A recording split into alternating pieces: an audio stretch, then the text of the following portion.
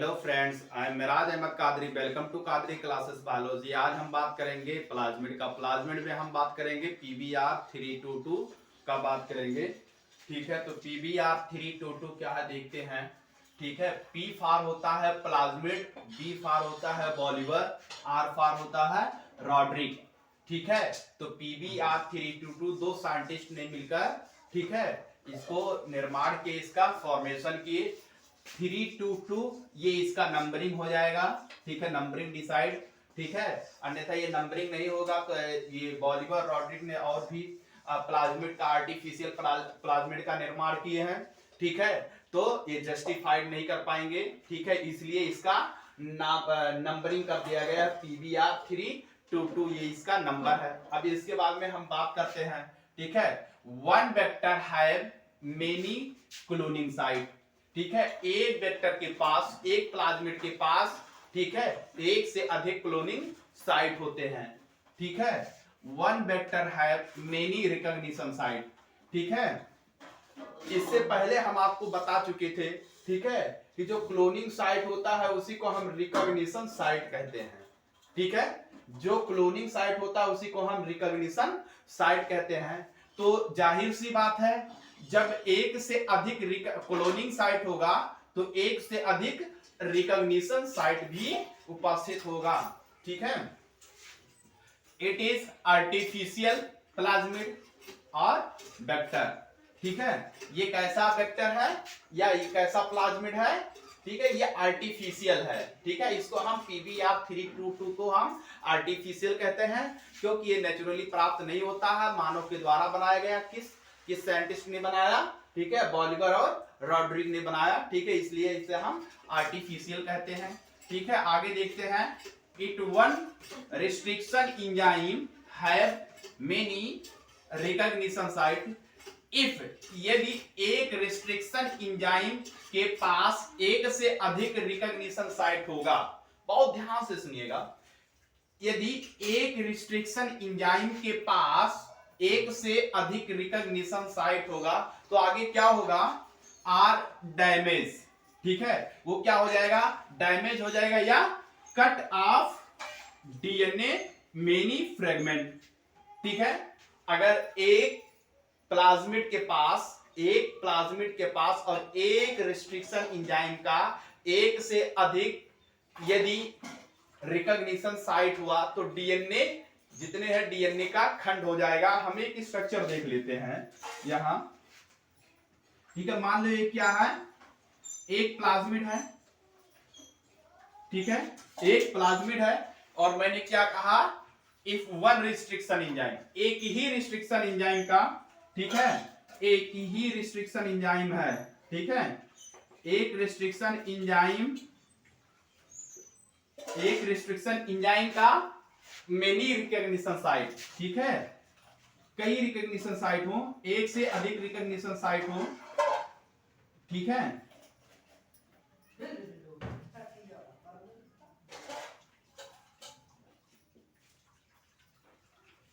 यदि recognition site अधिक होगा तो फिर क्या हो जाएगा?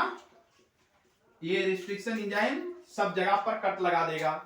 ठीक है, एक रिस्ट्रिक्शन एंजाइम का एक से अधिक अगर रिकॉग्निशन साइट होगा तो यहां से कट लगाएगा, यहां से कट लगा, ये अलग हो जाएगा, यहां भी कट करेगा, यहां भी करेगा, यहां भी ऐसे ऐसे सब जगह कट करेगा तो DNA का धज्जिया उड़ जाएगा, DNA का कई पार्ट्स में खंडित हो जाएगा। ठीक है, DNA का कई पार्ट्स में खंडित हो जाएगा और ये हमारे लिए यूजफुल नहीं है, क्योंकि DNA बिल्कुल खंडित हो जा रहा है तो हमारे लिए यूजफुल नहीं है। आगे देखते हैं। ठीक है, one restriction enzyme should have only one recognition site. ठीक है, मतलब एक प्लाज्मिड के अंदर एक एंजाइम का केवल एक ही रिकॉग्निशन साइट होना चाहिए। ठीक है, ये this is a bad plasmid, this is a bad vector because the one restriction enzyme have many recognition site। ठीक है, ये इसलिए बेकार है क्योंकि एक रिस्ट्रिक्शन एंजाइम का एक से अधिक रिकॉग्निशन साइट है। ठीक है, हमारे लिए सबसे गुड प्लाज्मिड, सबसे गुड वेक्टर वो है जिसके पास एक एंजाइम का एक ही रिकॉग्निशन साइट हो। ठीक है, आगे बात करेंगे। इट हैव मल्टीपल कॉपिंग, ठीक है, it have multiple cloning site, ठीक है, और इसके पास क्या होता है, multiple cloning site. Multiple cloning site की अभी हम बात करेंगे, ठीक है, कि मल्टीपल एक स्थान पे, जब एक प्लाज्मिड के अंदर एक स्थान पे 1 2 3 4 जो भी मल्टी क्लोनिंग साइट होते हैं तो उसको हम मल्टीपल क्लोनिंग साइट कहते हैं, शॉर्ट फॉर्म में MCS कहते हैं, ठीक है। आगे देखते हैं। This plasmid have 2 antibiotic resistant gene, ठीक है, ये जो PBR322 है इसके पास 2 एंटीबायोटिक रेजिस्टेंट जीन है, उसको देख लेते हैं। लाइक जैसे क्या, ampicillin resistant gene and tetracycline resistant gene, ठीक है। अब इसके बाद में आगे बात करते हैं।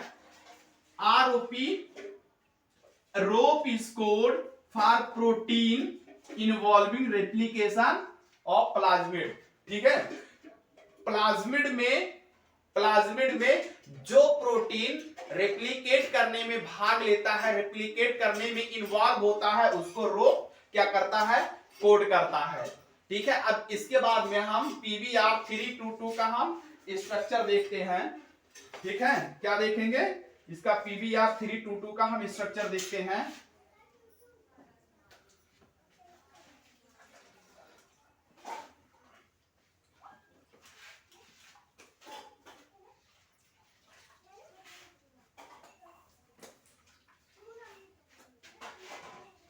देखिए, पहली बात तो हम यहां स्ट्रक्चर मैंने ड्रॉ किया है, देखिए, ठीक है। मैंने आपसे क्या कहा कि एक प्लाज्मिड के पास, मतलब जो ये PBR322 है, इसके पास 2 क्या है, एंटीबायोटिक रेजिस्टेंट जीन है। तो दोनों का नाम पहले हम जान लेंगे। एक ये यहां तक, ठीक है, इसको क्या कहेंगे, टेट्रासाइक्लिन रेजिस्टेंट जीन कहेंगे, और दूसरा ये हो जाएगा, ठीक है, एम्फीसिलिन रेजिस्टेंट जीन हो जाएगा, ठीक है। 2 रेजिस्टेंट जीन है। अब इसमें हम बात करेंगे आगे, ठीक है। टेट्रासाइक्लिन रेजिस्टेंट जीन के पास दो जीन और हैं, ठीक है, 2 रेजिस्टेंट जीन और हैं, ठीक है। एक का है BAMH1 और नीचे क्या है, साल फर्स्ट, ठीक है।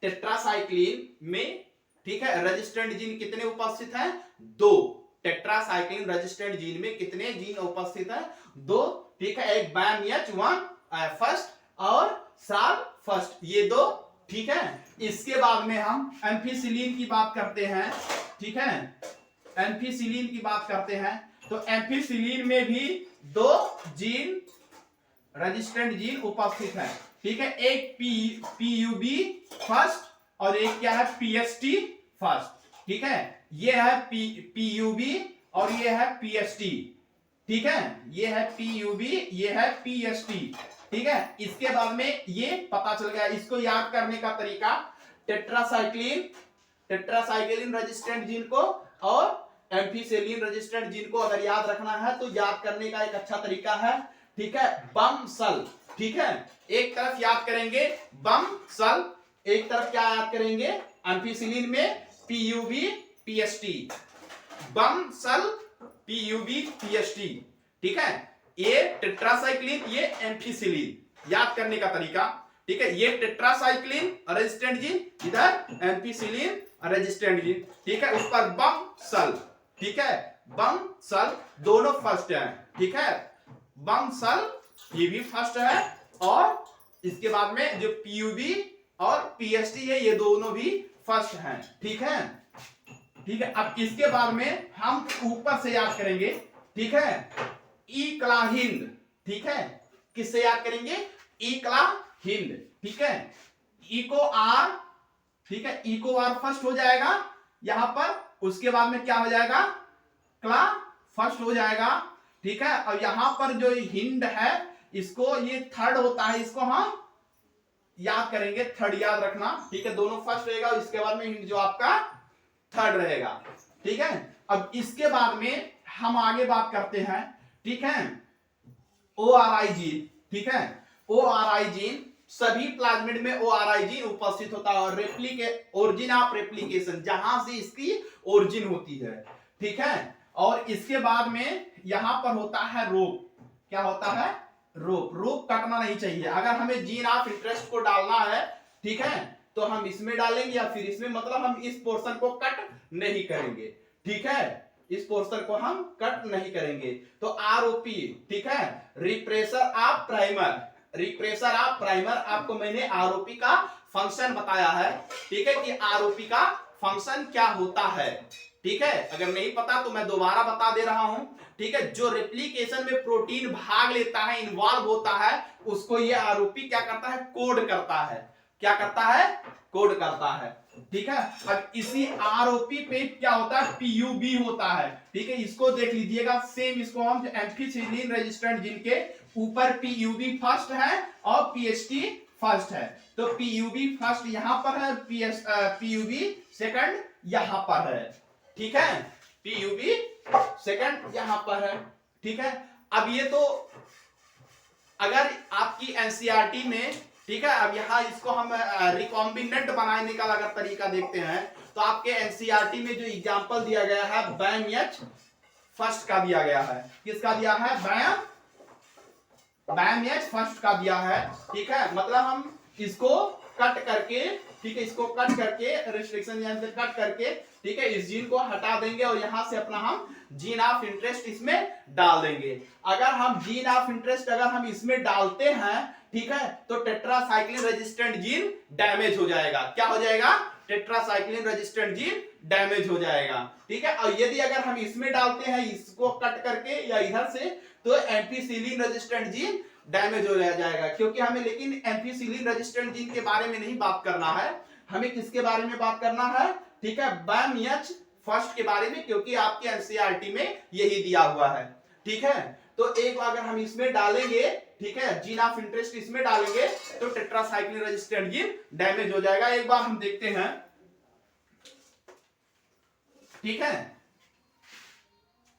हाँ, इसके बाद में और एक मैंने आपको बताया था, ये कट होता है स्टिकी एंड में, ठीक है, मतलब तुरंत चिपक, अगर नहीं इसका प्राइमरी तो क्या होगा? चिपक जाएगा, ठीक है। इसका एंड जो न्यूक्लियोटाइड का जो सीक्वेंस होता है, अगर नहीं मिलेगा तो ये चिपक जाता है। तो क्या बनेगा? रिकॉम्बिनेंट बनेगा और नॉन रिकॉम्बिनेंट बनेगा। क्या बनेगा? रिकॉम्बिनेंट बनेगा, नॉन रिकॉम्बिनेंट बनेगा। इससे पहले के वीडियो में आपको मैंने दोनों बता दिया है, रिकॉम्बिनेंट क्या है, नॉन रिकॉम्बिनेंट क्या है, ठीक है। तो दोनों हम देख लेते हैं, दोनों सीक्वेंस को, ठीक है। इसको मैं रिकॉम्बिनेंट बना दे रहा हूं, ठीक है, इसको रिकॉम्बिनेंट, इसको नॉन रिकॉम्बिनेंट, ठीक है। अब इसके बाद में इसको हम क्या करेंगे? ये क्या हो जाएगा? रिकॉम्बिनेंट, रिकॉम्बिनेंट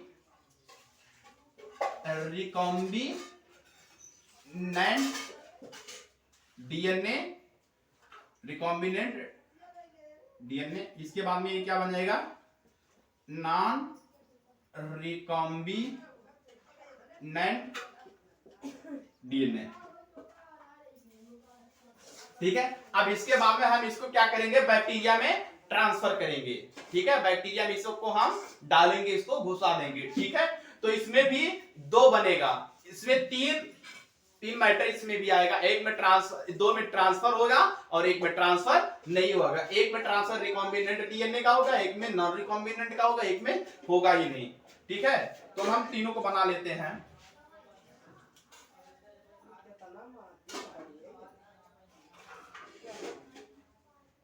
ठीक है। अब इसके बाद में हम बात करेंगे, ठीक है। इसमें देखिए, पहले इसको हम बना लेते हैं, ठीक है। इसमें क्या हो जाएगा? ये रिकॉम्बिनेंट ट्रांसफॉर्मेंट हो जाएगा, रिकॉम्बिनेंट ट्रांसफॉर्मेंट हो जाएगा, ठीक है। ये क्या होगा? रिकॉम्बिनेंट नॉन ट्रांसफॉर्मेंट होगा और ये कुछ भी नहीं होगा, इसमें ट्रांसफॉर्मेंट होगा ही नहीं, ठीक है। तो इसको हम क्या करेंगे? इसको हम रेप्लिका प्लेट में डालेंगे, ठीक है। रेप्लिका प्लेट में डालेंगे, रेप्लिका प्लेट में डालते ही इस पे हम क्या डालेंगे?